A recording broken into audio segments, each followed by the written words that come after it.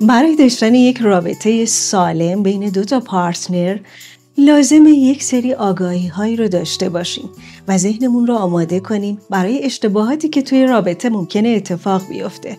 مثلا خیلی چیزا هست که ما دربارش اطلاعات ضعیفی داریم یا گاهن اطلاعی نداریم نسبت بهش.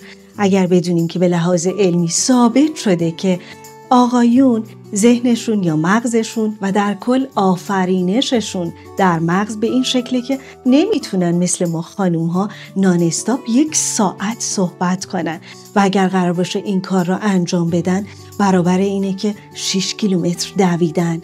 و اگر ما این تفاوت‌های زیست شناختی رو بین آقایون و خانوم‌ها تشخیص بدیم و شناسایی کنیم، تضادهامون، چالش‌هامون و بسیاری از سوالاتمون برطرف میشه و دیگه انتظار نداریم که پارتنرمون یا یار عاطفیمون همون قدری که ما میتونیم 1 ساعت نان استاپ صحبت کنیم او هم مثل ما انرژی صرف کنه. گاهی اوقات بعضی چیزا مثل کدگذاری های عشق ورزی در آقایون و خانوم ها تفاوت هایی داره.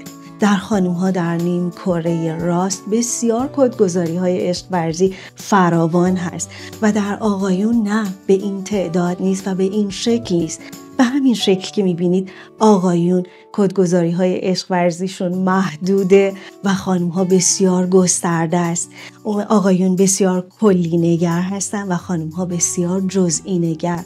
اینه که وقتی ما پشت ویترین یه مغازه یه روسری رنگارنگ و قشنگ میبینیم کلی دربارش حرف داریم برای گفتن، از متریالش، از رنگش، از شکلش، از ابعادش کلی میتونیم حرف داشته باشیم.